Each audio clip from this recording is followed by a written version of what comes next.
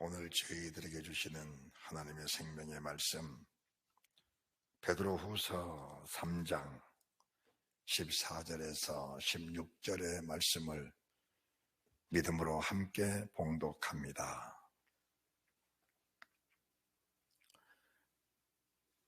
그러므로 사랑하는 자들아, 너희가 이것을 바라보나니 주 앞에서 점도 없고 흠도 없이 평강 가운데서 나타나기를 힘쓰라. 또 우리 주의 오래 참으심이 구원이 될 줄로 여기라. 우리 사랑하는 형제 바울도 그 받은 지혜대로 너에게 이같이 썼고, 또 그 모든 편지에도 이런 일에 관하여 말하였으되, 그 중에 알기 어려운 것이 더러 있으니 무식한 자들과 굳세리 못한 자들이 다른 성경과 같이 그것도 억지로 풀다가 스스로 멸망에 이르느니라. 아멘. 할렐루야. 하나님 우리 아버지의 크고 놀라우신 은혜와 복과 평강이 너와 여러분의 심령과 가정과 자녀 손손들에게 충만하시기를 주 예수 그리스도 이름으로 축원드립니다. 아멘. 이제 베드로후서 3장 14절 말씀이 너희가 이것을 바라보나니 라고 하셨습니다.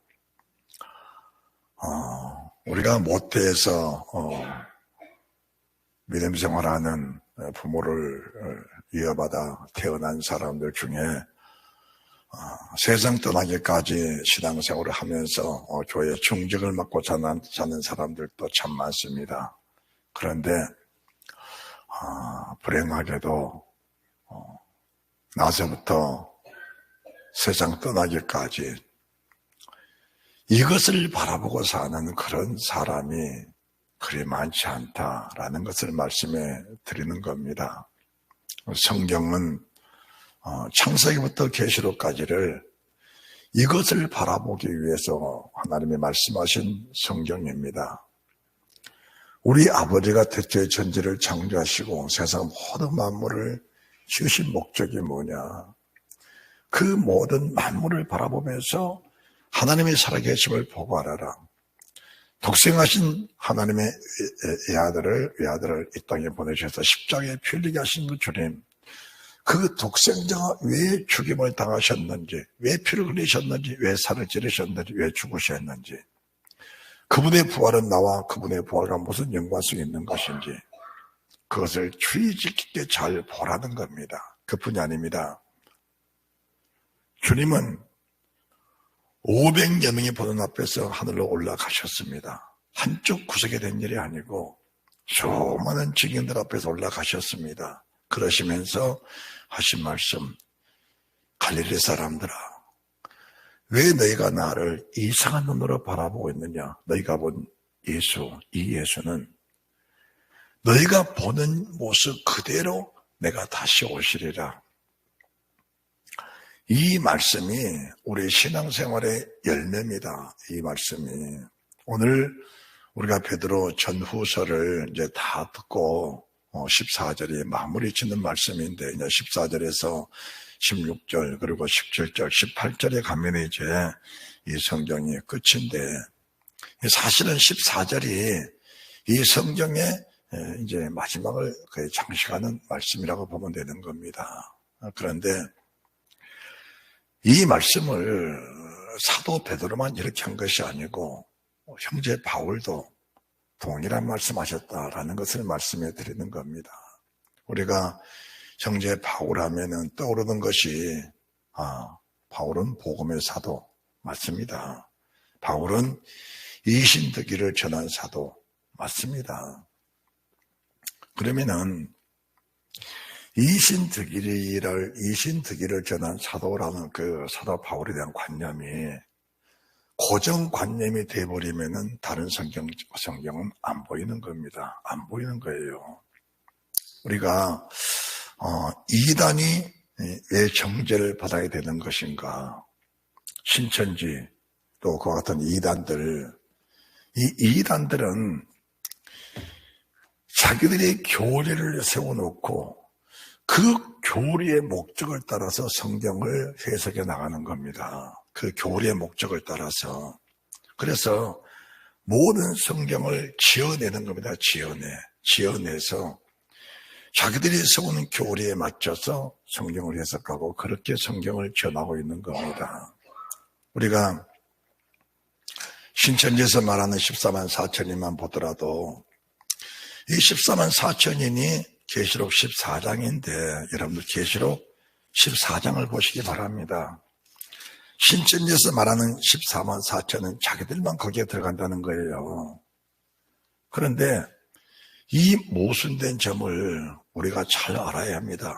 우리가 계시록 14장 1절 한 절만 보더라도 이 말씀이 그들이 말하는 교단 교리가 얼마나 모순된 것인가를 우리가 알아야 합니다. 자, 성경을 보십시다. 교단이 맞고 교리가 맞는지 성경이 맞는지 또 내가 보니 또 내가 보니 보라는 겁니다. 이 보라는 말씀은 하나님의 사람 사도 요한을 밤모섬에 유배시켜 놓으시고 하나님이 한 천사를 거기에 보내셔서 이 사실을 다 지금 보여주신 겁니다. 지금 두 눈으로 똑똑하게 보고 있는 겁니다. 보고 있는데 어린 양이 시온산에 서 계십니다. 그리고 그와 함께 14만 4천이 서 있는 겁니다. 지금.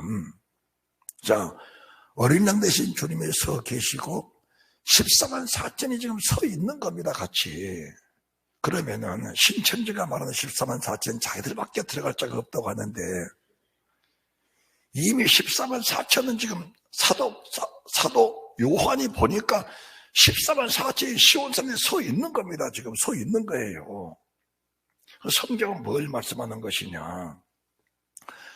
이 14만 4천이 나와 함께 서 있는데 이 14만 4천에 서 있는 사람들이 어떤 믿음으로 무슨 믿음으로 나와 함께 여기 서 있느냐. 주님이 지금 그걸 말씀하는 겁니다. 그걸 말씀하는 거예요. 이거는 교리와 교단 문제가 아니고 성경이 어떻게 말씀하시는가. 그러면은 이 14만 4천 명이 서 있게 된 그 동기가 무엇이냐. 지금 계시록 14장은 일곱째 나팔이 불고 나서 마지막 환란입니다. 짐승의 환란이 마지막 환란인데 그 마지막 환란을 이기고 그 수를 벗어난 사람들이 14만 4천 그 4천 명이 지금 주님과 함께 그 믿음을 가지고 믿음의 의를 가지고 지금 주님과 함께 서 있는 겁니다. 그런데 그 14만 4천 명을 자세히 보니까 다 똑같습니다. 똑같아. 뭐가 똑같냐? 그 이마에가 어린 양의 이름 그리고 아버지 이름이 다 새겨져 있는 겁니다. 이마에가. 자, 맞느냐 안 맞느냐 성경을 보십시다. 또 내가 보니 어린 양이 시온산에 섰고 그와 함께 14만 4천이 섰는데 그 이마에 어린 양의 이름과 아버지 이름이 쓴 것이 있도다. 어린 양의 이름은 무슨 양입니까? 보라, 세상 죄를 줘가는 하나님의 어린 양이로다. 하나님이 천지창조 하나님, 그 영광스러운 하나님이 이 나 같은 추한 죄인을 살리시려고 내 죄, 그리고 세상의 모든 죄, 그 죄는 이루 말할 수가 없는 겁니다. 그 죄의 더럽고 죄의 추한 것이란 것은 말로 다 할 수가 없는 거예요. 사람들은 죄 하니까 회개하면 돼. 고백하면 돼. 예수 믿고 고백하면 되는 거야. 그런 정도로 지나가는 사람들이 참 많아요.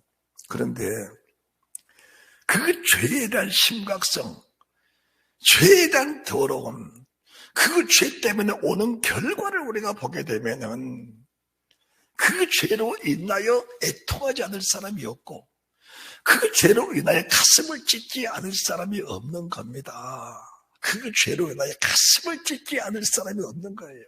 아니, 머리털 뽑고 뒹굴면서 회개하지 않고는 견딜 수 없는 그런 상황이 생겨나게 되는 겁니다. 정말 죄가 무엇인지 알게 되면은, 정말 죄에 대한 심각성을 알게 되면은 그 어린 양 대신 주님이 세상 죄, 내 죄를 다 뒤집어 쓰고 오셨는데 그 이름이 14만 4천 속에 이름이 이마이가 다 기록되어 있는 겁니다.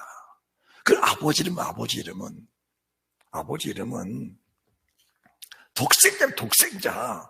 하나밖에 없는 독생자를 세상 사람, 내가 창조한 피조물 중에 내 아들이 필요한 사람이 너무 많으니까 이 세상 모든 사람, 세상에 태어난 모든 사람들이 내 아들 없이는 구원받을 수 없기 때문에 독생자를 세상에 내어 보내신 분이 주님이십니다. 왜 아브라함이 믿음의 조상이냐? 아브라함은 하나님의 명을 따라서 본토 지적 아버지를 떠난 그 이후에 아버지가 버리라고 명하신 모든 것들을 다 버린 겁니다. 떠나라, 버려라, 그리고 돌아서라. 다 버렸는데 나머지 하나, 이삭 하나 딱 남은 겁니다. 이삭 하나 남은 겁니다. 이삭 하나 남으니까 하나님이 아버지가 그 이삭 내게 번제를 올려드려라. 아브라함, 예 아버지의 뜻이라면 아버지 명대로 하겠습니다.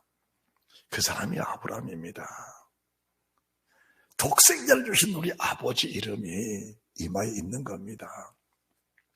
이 사람들은 어떤 믿음을 가진 사람들인가? 2절, 내가 하늘에서 나는 소리를 들으니 많은 물소리도 같고 큰 내성도 같은데, 우리가 성경을 읽을 때 태초에 하나님이 천지를 창조하시니라, 이 말씀이 하나님과 함께 계셨어. 이 말씀이 하나님이시다. 그냥 읽고 지난 것이 아니고 그 말씀 한 구절 한 구절 속에는 파란 물소리처럼 큰 내성처럼, 저희들이 제 아내와 함께 미국의 집회를 여러 번 다녀왔는데 기회가 돼서 나이아가라 폭포를 갈 기회가 있었어요. 그 나이아가라 폭포를 보는 자체가 두려움입니다. 두려움이에요. 나이아가라 폭포 밑을 이렇게 가까이 갔는데 그 두려움이라는 것은 말로 다 할 수 없는 겁니다. 그런 아버지의 말씀 앞에 두려움, 큰 내성, 14만 4천인들이 아버지의 말씀을 그렇게 크게 본 겁니다. 아버지의 말씀을 크게 듣고 아버지의 말씀을 두려움으로 듣고, 그런가 하면 그 말씀 속에는 구원의 감격, 구원의 기쁨, 구원의 소망, 하늘의 희락, 그 하나님의 평강이 너무 크니까 검은 고를 능란하게 타는 사람들의 그 검은 것에 심취한 것처럼 그 말씀에 취해 사는 사람들이 14만 4천입니다. 그렇게 말씀에 취해 사니까, 그렇게 말씀에 붙잡혀 사니까 3절 말씀, 저희가 보좌와 내 생물과 장로들 앞에서 새 노래를 부르니 땅에서 구속함을 얻은 14만 4천이 밖에 능히 노래를 배울 자가 없더라. 이 사람들은 여자로 더불어 더럽히지 아니하고 정절이 있는 자라. 어린 양이 어디로 인도하든지 따라가는 자며, 사람 가운데 구속을 받아 처음 열매로 하나님과 어린 양에 속한 자들이니 그 입에 거짓말이 없고 흠이 없는 자들이더라. 자, 제가 어느 종교를 비판하려고 하는 것은 아닙니다. 정죄하려고 하는 것도 아닙니다. 우리가 분별하시는 지혜를 가지고 예수님을 믿어야 된다는 사실을 말씀드리면서, 코로나 상황들이 극심할 때 신천지가 코로나를 많이 펴들었어요. 정부에서 코로나로 인하여 신천지 실사를 나갔습니다. 그런데 신천지가 어린 양이 어디로 인도하더니 따라가는 그런 집단이었냐? 어린 양은 고난의 양입니다. 고난의 양. 죽으러 오신 분이에요. 어린 양 예수 그리스도는 입에 거짓말을 못하신 분이십니다. 거짓말 못해요. 신천지 집단들은 거짓말로 일관했습니다. 교주 이만희 씨 감옥에 가둬놓으니 가는 말, 내가 직접 들었습니다. 자결하고 싶다. 교주가 자결하고 싶다. 자결한 사람은 14만 4천이 아니고 지옥 아랫목에 가는 겁니다. 아니, 자기라고 싶은 그 신앙 그 자체가 이미 지옥불에 있다라고 보면은 명확한 겁니다. 그러면은 교주가 고난을 당할 때 정말 내가 의의 고난을 받았다면은 내가 하나님의 교회를 위해서 정말 주의 사랑하는 양물을 위해서 어린 양 세상 죄를 죽은 하나님의 어린 양의 그 믿음으로 고난받고 있다면은 감옥에 가 있는 그 자체가 얼마나 행복하면은 얼마나 감격스러우면은 그 감옥 속에서 하나님 사람 바울과 실라가 하나님을 찬양하고 기도하니까 옥터가 움직이고 옥문이 움직이고 다 씨앗들이 벗어져 버리고 새통들이 다 끌려져 열어져 버리는 그런 결과가 가져온 겁니다. 그런 결과가 생겨난 겁니다. 사실 저희들이 성경을 보면서 계시록 14장 1절에 들어가기 전에 요한계시록은 7교회, 7인, 7나팔 이렇게 되어 있습니다. 그러면은 7교회는 7교회 단독적으로 있는 게 아니고 모세로부터 시작해서 모세를 또 전한 주의 말씀, 우리 주님이 사람으로 오셔서 전하신 그 말씀, 사도들을 통해 주신 그 말씀들이 어떻게 해석되어졌고 어떻게 전해졌고 어떻게 들었고 어떻게 너희가 믿음을 갖고 지키고 있는가, 그 열매가 7교회의 열매 모습인 겁니다. 그 모습이에요. 그 모습을 보면서 7인입니다. 아, 주님 오실 때가 됐었는데 주님 오실 때가 얼마큼 되었다, 지금은 무슨 때다라는 것을 말씀해 준 7인입니다. 모세를 통해 주신 말씀과 예수 그리스도께서 주신 그 말씀과 사도들을 통해 주신 그 말씀들이 깨달아지니까 7교회 분별이 된 겁니다. 7인 깨달아진 겁니다. 그리고 나서 계시록 8장 3절부터 이제 7나팔이 들어가는데, 7나팔이 들어가기 전에 어떤 일이 생기는가? 성도들의 기도가 있는가? 성도들의 기도가 있어요. 이 기도가 무슨 기도냐? 어린 양의 이름과 아버지 이름의 기도입니다. 어린 양의 기도, 겟세마네 동산에서 땀방울 핏방울 되도록 간구하시는 그 기도, 히브리서 5장 7절의 기도, 육체의 죽음에 능히 구원하실 분에게, 육체의 죽음에서 능히 구원하실 분에게 심한 통곡과 눈물로 간구와 손을 올렸고 경외하심으로 그 기도를 들으셨다. 그 간감의 기도가 금향로에 향이 가득 채워진 겁니다. 그 향이 천사롭다 하나님 보좌 금단에 올라가니까 아버지가 그 향을 흡양하시고 사단에 불을 담아다가 땅에 쏟아주신 겁니다.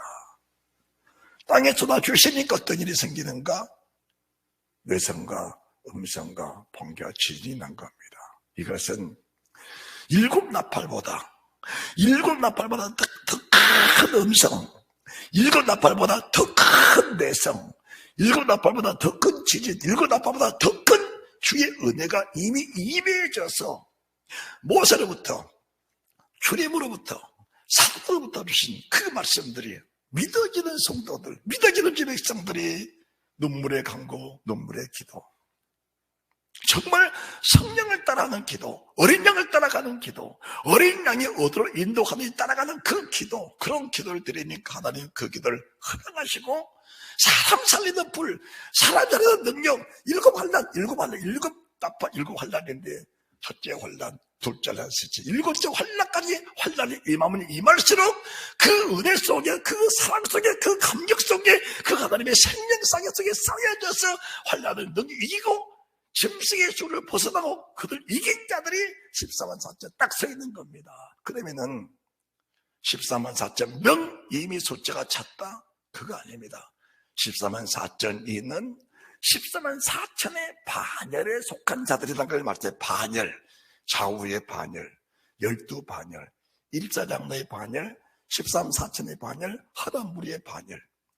14만 4천이 가지고 있는 그 믿음을 가지고 있는 사람들이 나와 같이 똑같이 내가 시온산에 서서 14만 4천에 섰는 것처럼 그 수가 바다의 모래수 같을지라도 이 세상 단지가 모든 사람들이 14만 4천 이민이 가지고 있는 그 믿음을 가지고 있다면 그들은 다 나와 함께 이렇게 서 있을 것이다. 그러면 아멘 하는 거예요. 우리가 그 소망 가운데 있는 것이지 14만 4천이 이미 정해져 버렸다. 교회가 무슨 필요 있고 주님의 종이 무슨 필요가 있고 믿음이 무슨 필요가 있습니까? 아무 일 없는 거예요. 이런 허무맹랑한 말을 하는데 허무맹랑한 말에 따라가는 게 뭐냐? 그게 미혹된 상태다라는 것을 말씀해 드리는 겁니다. 미혹된 상태다. 그렇다면은 오늘 기성교단을 볼까요? 기성교단. 저도 예장 통합측 목사로서 정식적으로 신학을 했습니다. 신학을. 이신득이가 아주 뼈속 깊이 박히도록 들었습니다. 그 이신득이를 교단의 교주로 딱 정해놓고 모든 성경을 이신득이에다가 다 맞춰버립니다. 그러면서 또 뭘 하냐? 구원파를 정죄합니다. 구원파를 정죄하는 거예요. 이미 이신득이라는 구원파 속에 본인이 속해 있으면서 구원파를 정죄하는 것이 기성교단이다라는 것을 말씀해 드리는 겁니다. 그러면은 이신득이는 뭐냐? 지난번에 말씀을 드렸습니다마는 하나님의 사람 바울은 이방인의 사도입니다. 예수 안 믿는 사람의 사도예요. 예수 안 믿는 사람의 사도이기 때문에 첫 번째 예수님도 오는 사람들에게 신앙의 기초를 먼저 전해준 겁니다.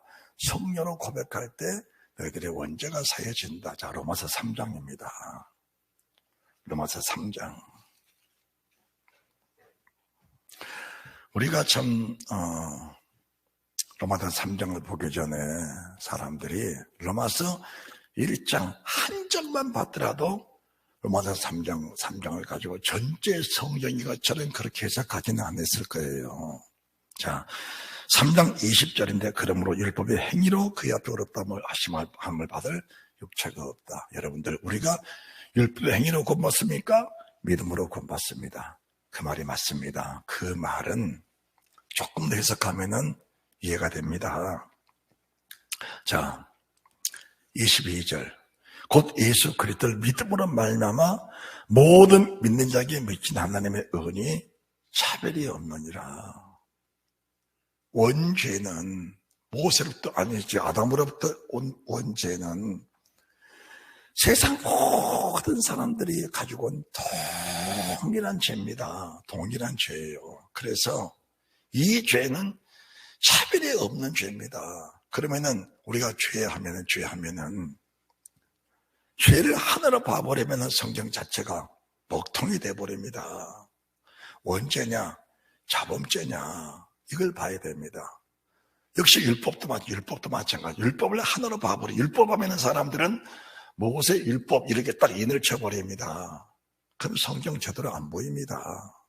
율법하면은 하나님의 사람을 처음 지으셨을 때 아담에게 명하셨던 그 명령이 율법입니다. 그게 첫 번째 율법이 그게요. 두 번째는 애굽 땅에 있던 이스라엘 백성들을 이끌어내서 시내산에 주신 것이 두 번째 율법이에요.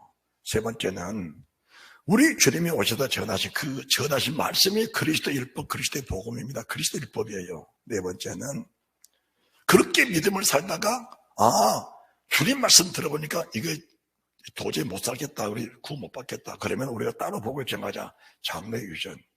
장래유전, 장래율법입니다. 그것도 그 율법이에요. 이 율법의 기능을 네 가지로 봐야 성경 자체가 각 구절마다, 각 장마다, 구절마다 이해가 되고 분별이 되면서 성경 해석이 제대로 되는 겁니다. 또 사람 구원이란 것을 하나로 봐버려요. 그렇게 구원을 하나로 보면 안 됩니다. 원죄, 아담으로부터 원죄가 어떻게 구원이 됐는가? 자범죄는 철저하게 회개되는 거예요. 회개되는 겁니다. 철저하게. 그럼 자범죄를 하나로 보는 것이냐? 자범죄도 회개해서 용서받을 죄가 있고 회개가 안 되는 자범죄도 있는 겁니다. 성경에 보시면은. 회개가 안 된 자범죄가 뭐라고 제가 딱 찍어서 제 말씀드리는데 지금 곤란한 거예요. 성경이 지금 설교 시간상. 이런 자범죄 죄 자체도 우리가 구원 자체도 구원적으로 지어져야 돼요. 그러면은 혈증 환자가 병을 고침받았어요. 구원받았다. 그게 천국 구원입니까? 그 몸의 구원입니다. 병에서부터 구원이에요. 그건 환경의 구원입니다. 원죄로부터 구원, 자범죄로부터 구원, 환경으로부터 구원. 우리가 세상에 살다가 어려운 시험을 당해서 일을 당했어요. 간절히 기도했습니다. 해결됐어요. 그거 환경으로부터 구원입니다. 영생의 구원, 천국 구원, 천국 구원. 이 천국 구원까지를 우리가 구원론 속에서 명확하게 분별이 돼야 성경이 보이기 시작한 겁니다. 우리가 지금 그런 맥락 속에 성경을 전하고 있는데, 그러면은 사도 바울 사도의 다른 사도들은 원죄라든지 고백하면 전권한 말은 전혀 안 합니다. 왜 안 하냐? 이 바울 사도가 신화의 기초, 히브리서 5장 5장 12절에 말씀하신 어린 아이의 기초 신앙을 깔아놨기 때문에 더 이상 거기에 매이면은 앞으로 나갈 수 없다. 거기에 주저앉아서 어린 나이가 될 수밖에 없다라는 말씀을 하면서 이미 원죄로부터 구원받은 백성들은 천국을 향해 가라. 우리 주님 오실 그 일을 바라보면서 우리가 신앙생활을 잘하라는 겁니다. 자, 우리 로마서 3장을 봤는데 22절 차별이 없는 죄, 그리고 23절 모든 사람이 죄를 지었다. 뱃속에 있는 아이도 사람인데 뱃속에 있는 아이가 무슨 죄를 지었어요? 원죄입니다. 원죄. 원죄는 믿음으로 사는 사람의 기초예요. 기초입니다. 그러면은 왜 가룟 유다가 불행한가?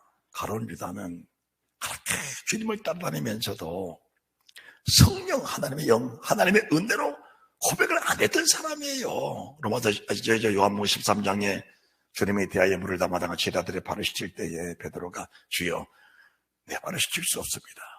주님 뭐라 했어요? 뭐라 하셨어요? 내가 널 씻기지 않으면은 너하고 상관이 없다. 원죄 사함 받아도 자범죄 씻김을 안 받으면은 주님의 인연이 끊어진다는 사실을 말씀해 주니까 베드로는 말, 주여 그러면은 내 발뿐 아니고 내 머리와 온몸도 씻겨 주옵소서.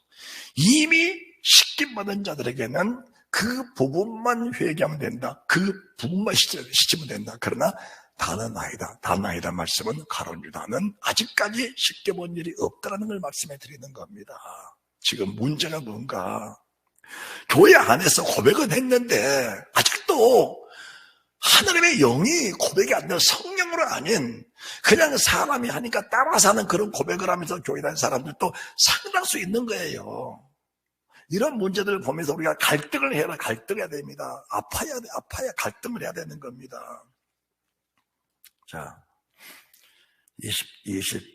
23절 모든 사람이 죄를 지었다. 이것은 24절 하나님의 은혜로 값없이 의롭다함을 받았다. 자, 남의 걸 도둑질하고 나서 나 그냥 값없이 의롭다함을 받았어. 간음하고 나서 나는 그냥 값없이 의롭다함을 받았어. 사람 죽이고 나서 나는 값없이 의롭다함을 받았어. 그게 믿음입니까? 그게 믿음이냐고요. 죄사함 받았다면서요. 그게 믿음이냐고.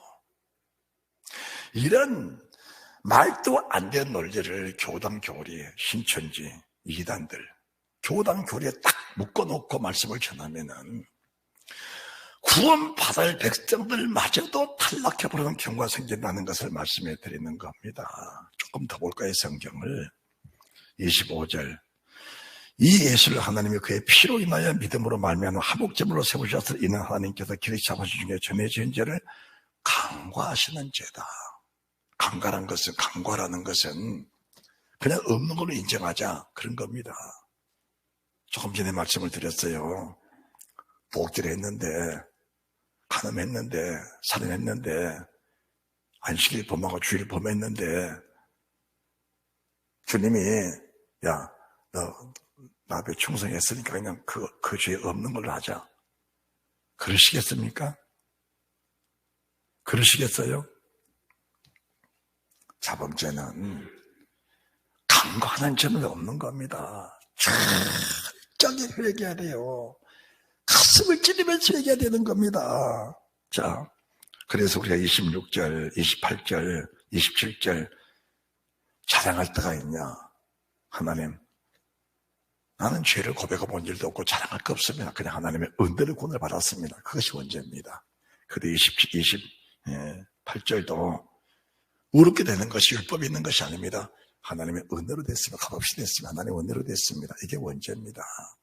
우리가 이제 이 이신득이의 논리를 편 것이 로마서 3장, 4장, 5장인데 우리가 4장에서도 보시면은 경건치 아니한 자 4장 1절부터 4장 2절도 아브라함이 행위를 어렵다 하시면 얻었으면 자랑할 것이 있거니와 하나님 앞에 없느니라.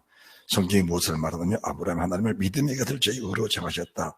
4절 일하는 자에게는 그 싹을 은으로 이기지 않냐고 빛으로 이기거니와 일을 아니할지라도 경건치 아니한 자를 어렵다 하신 이를 믿는 자는 그 믿음을 의로 이기셨다. 아무 일도 안 했는데 하나님이 그를 의롭다고 했다. 그것이 원죄 사함입니다. 자, 5장. 우리가 이제 더 확실하게 나타난 것이 5장인데, 자, 시간이 많이 가니까 간단간단 합시다. 12절. 이러므로 한 사람으로 말미암아 죄가 세상에 들어오고 죄로 말미암아 사망이 왔나니 한 사람으로 말미암아 세상에 죄가 들어왔다. 그게 아담입니다. 다른 한 분은 예수님 맞죠? 이게 이제 원죄를 가져온 부분에 대해서 철저하게 설명을 한 겁니다. 그리고 나서 원죄 부분이 딱 끝나버리니까 똑같은 로마서고 똑같은 바울 사도인데, 자, 6장 1절. 그런즉 우리가 무슨 말 하리요? 은혜를 더하게 하려고 죄에 거하겠느냐? 은혜를 하나님의 은혜로 값없이 땅을 받았으니까 그 은혜 속에 사니까 앞으로 죄를 지어도 괜찮겠느냐? 원죄와 자범죄는 철저하게 다르다는 겁니다. 그 죄 속에 빠져 사는 사람들은 원죄 사함이다. 원천적인 하나님의 은혜를 모르는 사람이다. 원죄 사함이 하나님의 은혜로 된 것인데 그냥 된 것이 아니고, 이제 에베소 2장 14절 이하로 주님의 피를 쏟아서 그 목숨이 끊어지는 순간에 회장이 이롭다가 아래까지 찢어지면서 지성소와 청소가 이미 장막에 갇혀버린 게 아닙니까? 주님의 피로, 그 값진 피로, 그 보배로운 피로 말로 할 수 없는 주님의 그 피를 쏟아서 우리 원죄를 사함받았는데, 진정 원죄 사함받은 사람의 기쁨이라는 것은 이런 말로 다 할 수가 없는 겁니다. 주님을 고백하고 나서, 예수 믿으러 와서 주를 성령으로 고백하고 나서 원죄 사함이 딱 이루어졌을 때 오는 그 기쁨, 그 희락은 세상 모든 사람에게 동일하게 주님이 다 주신 겁니다. 원죄 사함 받고 나면은 자범죄가 얼마나 추하고 더럽고, 그 자범죄가 얼마나 무서운 죄고 그 죄의 결과가 어떤 것인가 알기 때문에 절대로 죄 속에 빠져 살 수가 없다. 절대로. 우리가 만약에 율법에서 그 율법을 무시해버린다면은, 바울의 복음을 전해서 율법을 무시해버린다면은 우상숭배도 괜찮네, 살인해도 괜찮네, 가늠해도 괜찮네. 이 율법 자체가, 아담의 율법은 우리가 지킬 수 없는 율법입니다. 지킬 필요가 없다는 율법은 장래에 의지는 율법, 사람의 계명, 사람의 세운 계명, 사람의 선 교단, 교리의 법칙은 따라갈 필요가 없다는 것을 말씀해 드리는 겁니다.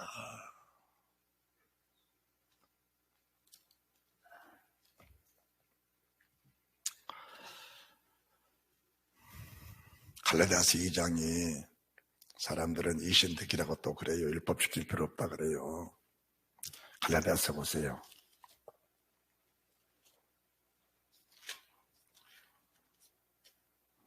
2장 16절. 사람이 의롭게 되는 것은 율법의 행위에서 난 것이 아니요 오직 예수 그리스도를 믿음으로 말미암는 줄 아는 거로 우리도 그리스도 예수를 믿나니 이는 우리가 율법의 행위에서 아니고 그리스도를 믿음으로써 의롭다는 얻으려 합니다. 율법 행위로서는 의롭다를 받을 육체가 없느니라. 그러니까 사람들이 율법 폐했어. 율법 지킬 필요 없어. 그럽니다. 이 율법이 무슨 율법인가? 게바가 베드로가 복음을 전하면서 음식을 먹은 거예요. 이방인과 같이 음식을 먹은 겁니다. 그때 유대인들이 오니까 베드로가 벌떡 일어난 겁니다. 나 같이 안 먹었어. 그러니까 같이 복음을 전하던 유대인들이 베드로에게 유혹돼가지고 나도 안 먹었어 이런 겁니다. 이게 뭘 말한가? 구약 성경 율법에는 이방인같이 밥 먹지 마라 이런 성경 구절이 없습니다. 그게 장로들이 전해놓은 유전입니다. 그게 유전의 율법이에요. 그게 이제 마태복음 15장, 마가복음 7장에 말씀하신 장로 유전인데 그 유전은 사람을 더럽게 하는 것이지 사람을 구원할 수 없는 법이라는 것을 말씀해 주는 겁니다. 그래서 그런 법으로는 절대로 사람이 의롭게 될 수가 없다. 그런 법은 버려야 할 법이다. 이걸 말씀하는 거예요. 그렇다면 우리가 갈라디아서 1장 6절 그리스도의 은혜로 너를 부르신 이를 우리가 이같이 속기다나 다른 복음을 줬는 것은 이상이겠노라. 다른 복음은 없나니 다만 어떤 사람들이 너를 요란케 하여 그리스도의 복음을 변하고 그리스도의 복음이 무슨 복음인가? 갈라디아서 똑같은 갈라디아서인데 5장 보세요. 똑같은 갈라디아서 똑같은 바울 사도가 전한 복음인데 우리가 이제 다 아니까 19절 육체 이런 현저하니 곧 음행과 더러운 것과 호색과 우상숭배와 술수와 원수를 맺는 것과 분쟁과 시기와 분냄과 당지는 것과 불량과 이단과 투기와 술취함과 방탕함과 또 그와 같은 것들이라. 전에 너희에게 모세를 통해서 주님을 통해서 사도들을 통해서 수없이 경고해 줬다. 수없이 말씀해 줬다. 똑같이 말한다. 이런 일을 하는 자들은 하나님 나라 유업으로 받지 못한다. 이게 복음 중에 복음이라는 사실을 믿으시기 바랍니다. 왜 이게 복음이냐? 신약성경 첫 번째가 세례 요한의 설교인데 독세의 자식들아 누가 너희를 가르쳐 임박한 진도를 피하라냐. 그게 복음 중에 복음입니다. 임박한 진도를 피하라고 주신 것이 너희가 육체로 살면 반드시 망한다. 성령의 소욕으로 살아야 성령을 따라가는 사람이지 육체의 소욕으로 따라 살면 성령의 소욕을 거역하는 주님을 거역한 사람이 된다. 이 말이 로마서 8장에서도 육신의 생각은 하나님과 원수가 된다. 이건 사망이다. 죽는 것이다. 그것은 그 생명 아니다. 생명은 뭐냐? 생명은 그리스도 예수 안에 있는 생명의 성령의 법이 죄와 사망의 법을 다스려주는 것 자체가 생명이다. 그리스도 예수 안에 있는 생명의 성령의 법이 죄와 사망의 법을 다스려 그 죄와 사망의 법에서 해방된 자체가 이게 생명이다. 이게 생명이다. 그게 생명이다. 같은 노바서인데 이게 생명이다.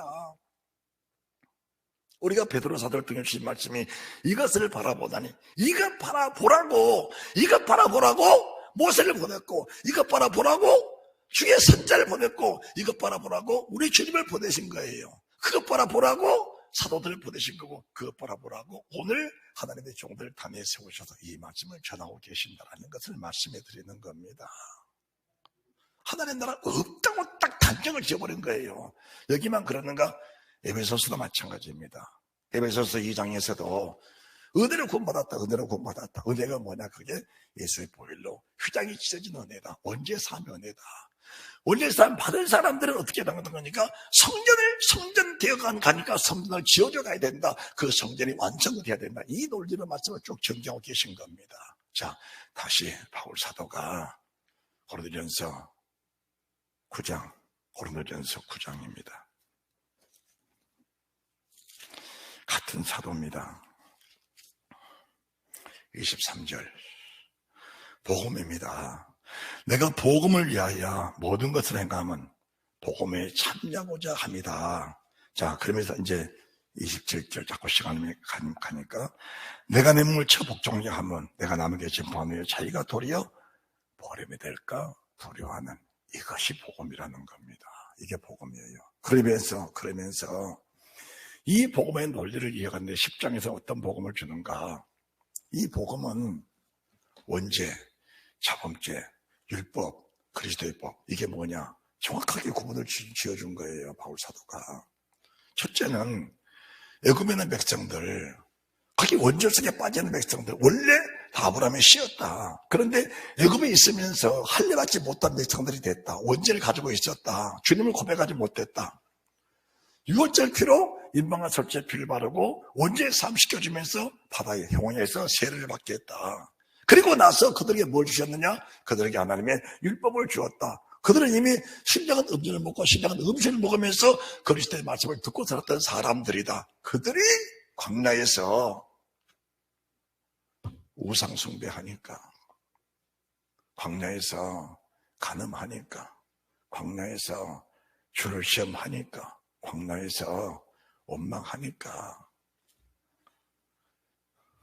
유월절 어린 양의 피로 구원 받았는데, 홍해에서 세례 받았는데, 거룩한 산에서 주의 음성을 직접 들었는데 그들의 광야에서 다 죽었다.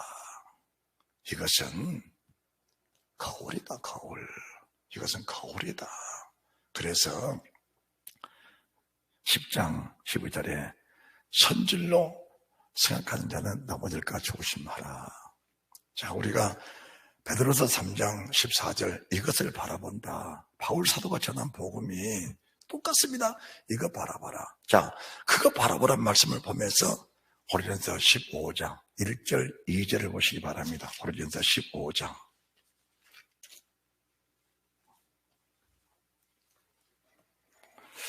형제들아, 내가 너에게 전한 복음입니다. 너희로 알게 하노니 이는 내가 받은 것이요 또 그 가운데 선 것이라. 2절 다 같이 시작.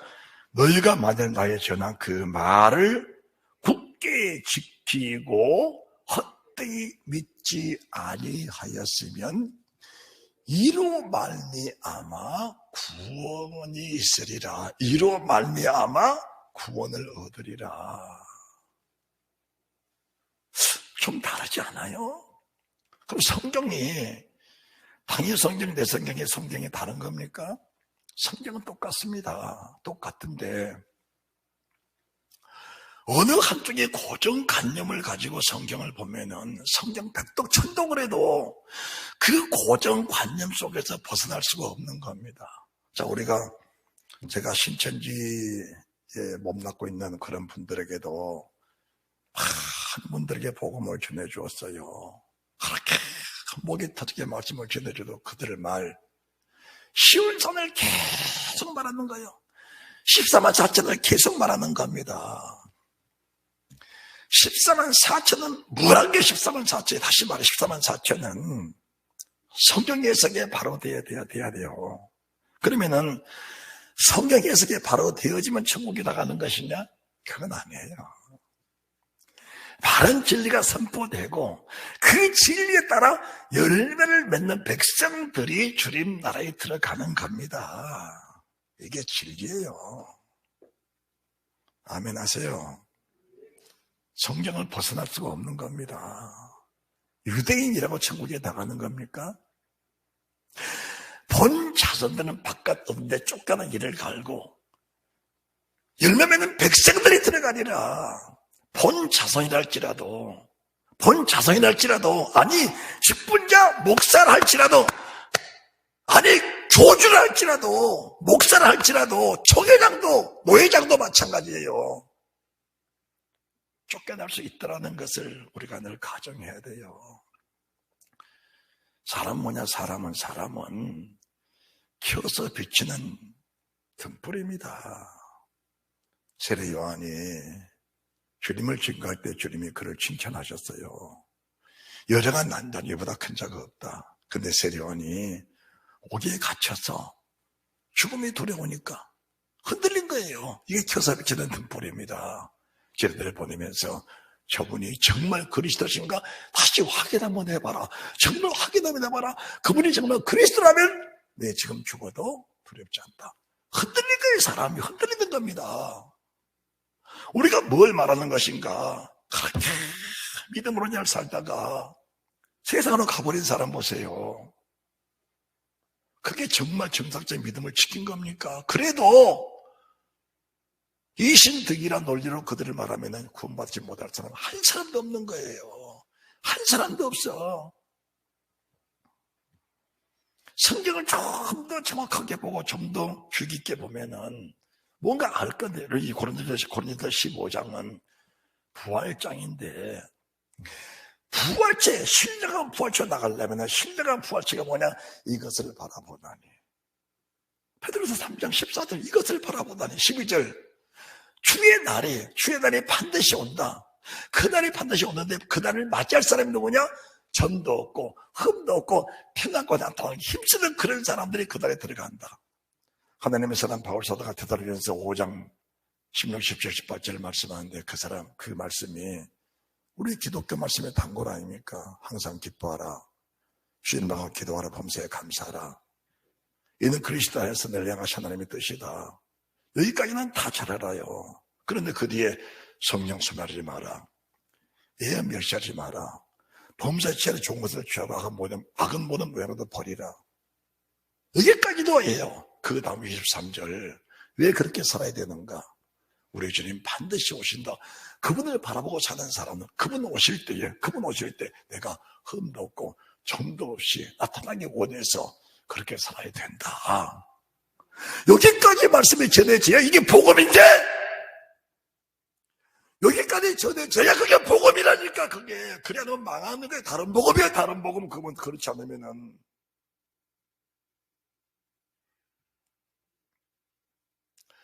하나님의 사람 바울도 베드로와 똑같은 말 한 겁니다. 만약 바울이 다른 말 했다면 사도 아니죠.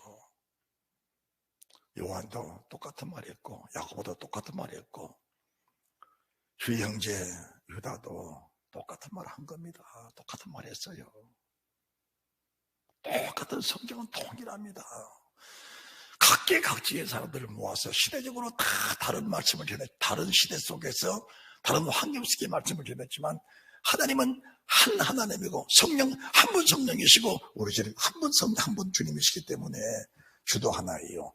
믿음도 하나예요. 세례도 하나예요. 하나님도 하나이시다. 만일 주 되신 주님이 세상 모든 사람 14만 4천 똑같게 동일하게 어린 양의 이름, 아버지의 이름 다 있잖아요. 그들은 여자를 더럽히지 않았습니다. 정절이 있는 거예요. 어린 양이 어디로 인도를 따라가는 겁니다. 어린 양 고난이 양이에요. 죽으러 가자. 주님 그러십시다. 내가 그날을 기다리기 위해서 오늘 이 믿음을 지켜왔습니다. 주 안에 죽는 자들이 얼마나 복이고 거룩한데 그걸 피해가는 것이 믿음이냐? 그게 필요한 믿음이냐? 우리의 믿음은 그날을 바라보면서 그날을 위해서 그날을 목적하고 우리 모든 신앙생활에 초점을 맞춰 가는 겁니다. 그래서 그날을 위해 사는 사람들이 비로 세우신 교회에 충성을 다하고 헌신을 다하고 주의 말씀 바로 전하는 주의 종들에게 충성을 다하고 헌신을 다하고 결과적으로 눈이라도 빼서 이 말씀 바로 전해지는 주의 종에게 주고 싶은 것이 믿음을 바로 받은 사람들의 모습이라는 걸 말씀해 드리는 거예요. 그렇게 말하면 제 친구의 목사 또 눈 빼서 다 주라 그러네. 여러분 말씀 바로 듣고 구원에 감격 있는 사람들은 세상에 아까울 것이 없는 겁니다. 정말 주의 눈이 필요하다면 내 눈을 빼서 주고 싶은 그런 충동을 가지고 사는 사람들이 믿음에 사는 사람들이에요. 저도 그래요. 저도 여러분이 눈이라도 필요하면 눈이나 빼주고 싶은 마음이 있어요. 주님이 원하시면 이 목숨 드리고 싶은 마음이 절실하고 간절합니다. 언제 그런 일이 되게 있을 것인가. 그날을 간절히 사모하면서 오늘의 환난도 오늘의 고난 아픔들 시험들 참고 인내하면서 그 아픔들을 하나님의 은혜를 채우면서 주의 능력을 채우면서 세상을 이기며 사는 것을 가르쳐서 믿음이라고 하는 겁니다. 여러분들 절대로 속지 마십시오. 이신득이를 가지고 오는 바울처럼 절대로 그렇게 살 수 없습니다. 바울이 고린도서 11장에 그 많은 환난을 겪었는데 환난을 겪으면서 그 마지막 환난이 뭐냐? 여러 교회를 위해서 염려하는 것이다.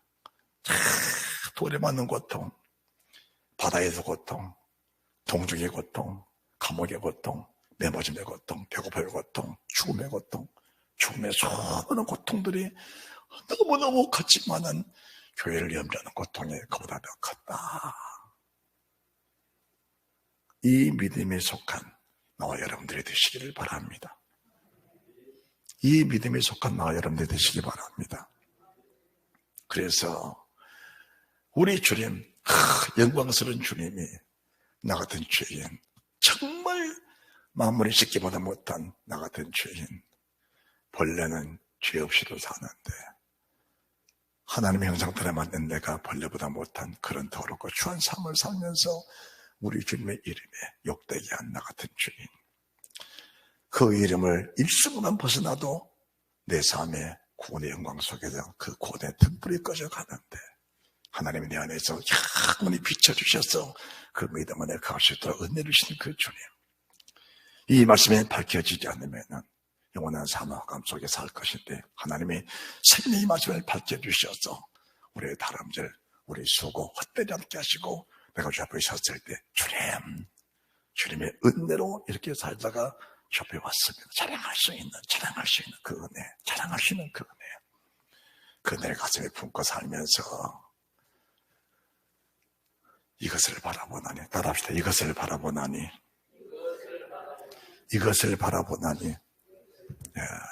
주님을 바라보십시오. 주님 오심을 바라보시고 내 안에 계신 주님을 바라보시고 오늘 주신 주의 말씀, 정말 성경이라면 그 말씀 바라보시면서 내 속에 있던 7 나팔들, 시험이 올 때, 환난이 올 때, 아픔이 올 때마다 이것을 바라보다니 그분이 너무 크시니까, 그분이 너무 영광스러우시니까 나팔이 불 때마다 세상 육신의 사람들 한 번의 나팔도 이길 수 없는 그런 환난이 아닌데 7 나팔까지 눈이 잘 견디고 그 수를 벗어나고 나니까 받은 그 기쁨과 그 감격 이런 말로 다 할 수가 없는 겁니다. 그 감격을 지금 가슴에 품고 잘 이겨내는 그런 은혜의 사람들, 믿음의 사람들, 어린 양의 이름과 아버지 이름이 우리 이마에 선명을 있어서 우리 주님이 받으신 아픔 다 이겨내 계시고 영광의 보좌 우편 앉아 계신 주님 환한 얼굴 보시면서 승리하는 나와 여러분들이 다 되시기를 주 예수 그리스도 이름으로 축원드립니다. 아멘. 잘 될 것이요